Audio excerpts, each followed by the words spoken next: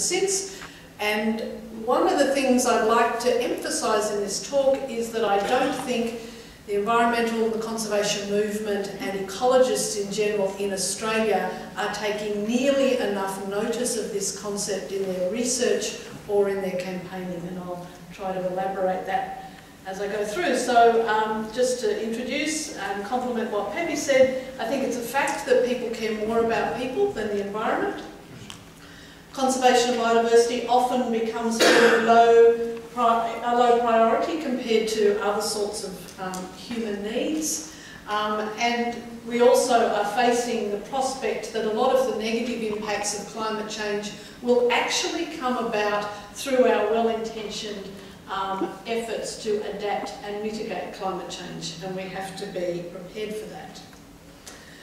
Pepe's already defined ecosystem-based adaptation, so I won't go through that anymore. That's just a slightly different definition from the CBD.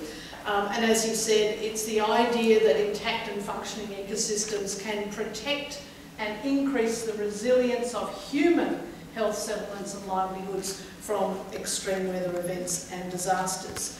And what research in this area is trying to do is to provide empirical evidence of that. So not just saying we need nature, we need ecosystems, but at least some of the research in this area is going towards putting dollar values on things that politicians and business people can understand. But basically the idea is that it's promoting a no-regrets, win-win approach to adaptation.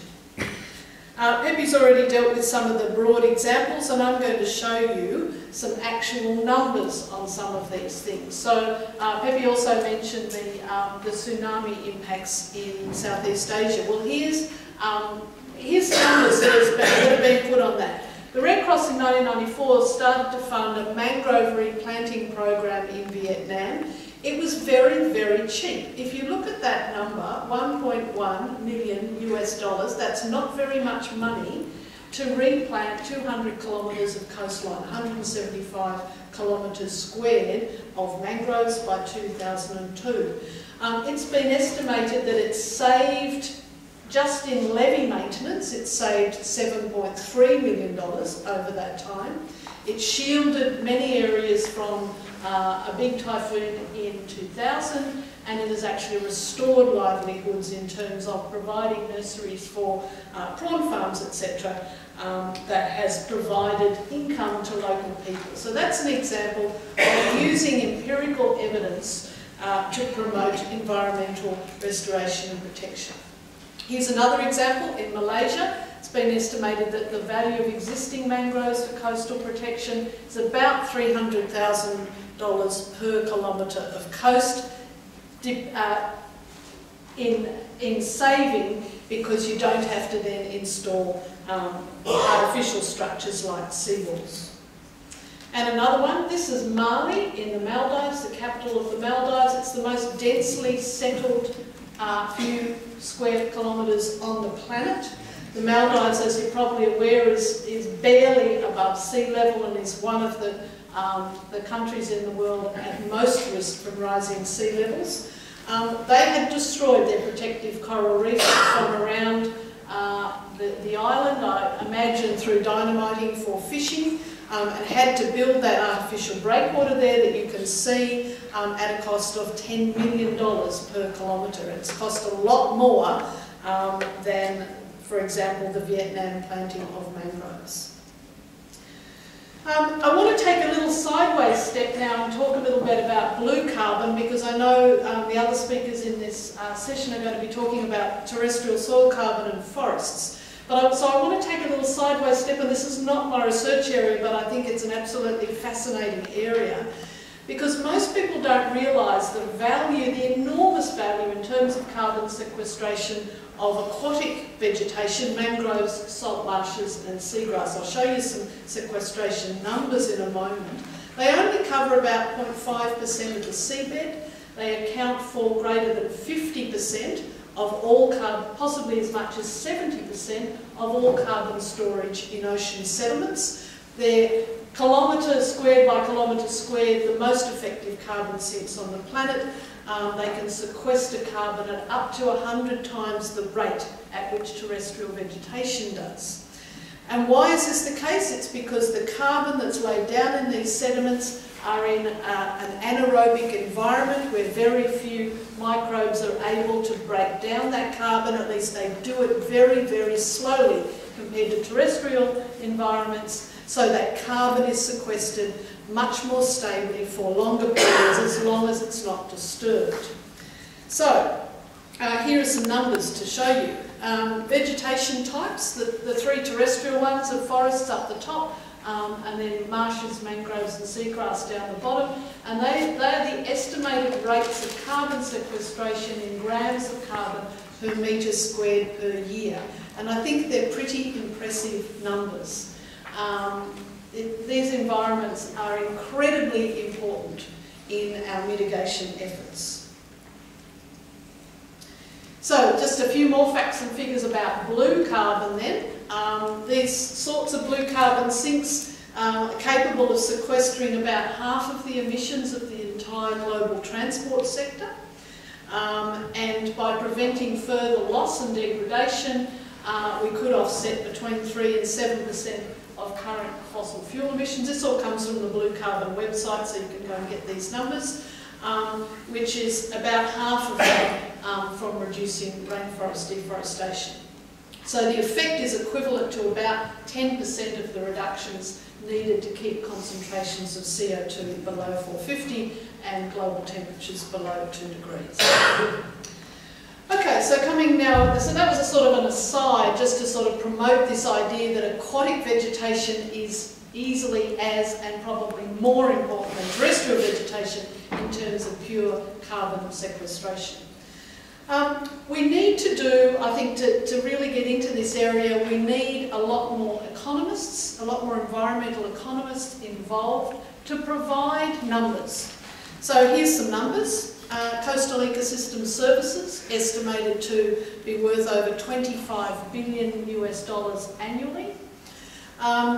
There hasn't been much of this sort of valuation done in Australia, but in 2009 Oxford Economics did a report on the Great Barrier Reef, assessing the value of the reef at over $50 billion, $17 billion just in the Cairns region.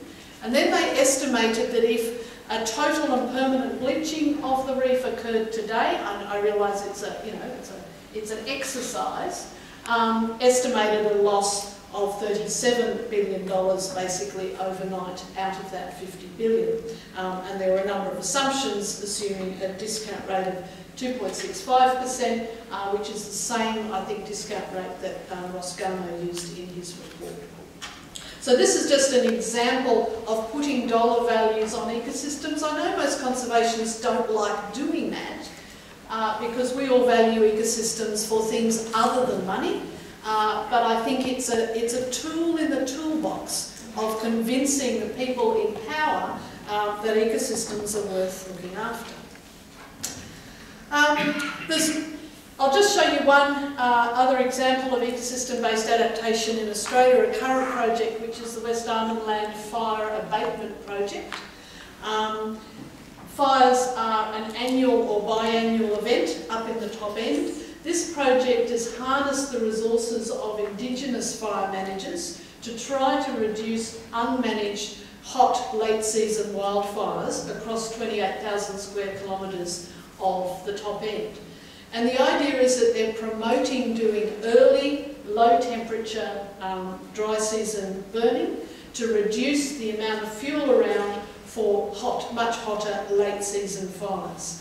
Earlier fires, because they're cooler, emit less greenhouse gases in terms of CO2, nitrous oxide and methane compared to the more intense late season fires, and of course it reduces impacts on biodiversity, health and the cultural values of Arnhem Land.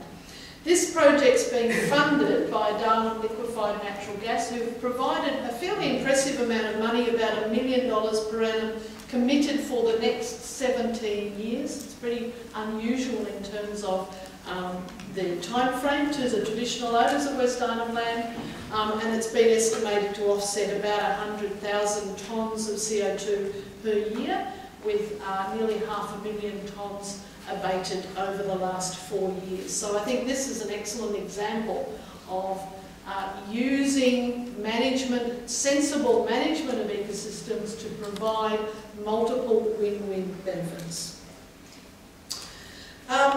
The IUCN website provides this little list of guiding principles about ecosystem adaptation-based projects in terms of what has worked so far internationally in the relatively few projects that have had really good economic analysis done for them. And there were 7 of them. The idea that focusing on reducing non-climate stresses as well as stresses works. The involvement right from the beginning of local communities and building multi-partner strategies. Building on existing good practices and learning from them rather than reinventing the wheel all the time. Adopting adaptive management where you are flexible enough to change management based on the empirical evidence of how things have happened so far. Integrating ecosystem-based management with wider management strategies, social strategies, etc., and then communicating and educating. And the IUCN brochure on this has a lot more information about all of those things. There's just a few references that you can get from the slides. There's a few interesting papers that have been published fairly recently. The first one is an Australian group, Corey Bradshaw's group, which has put together global evidence of how flood mitigation in the developed world comes about through, deforestation of riparian vegetation amplifies flood risk and severity, and they've put some numbers on that. The Reed and Huck and the Vignola papers also give numbers on various different projects around the world, and that there's a number of websites, including that last one, which is a really important website. It's the project run out of the UK called the Economics of Ecosystems and Biodiversity team. It's about putting dollar values on ecosystems all around the world. Thank you.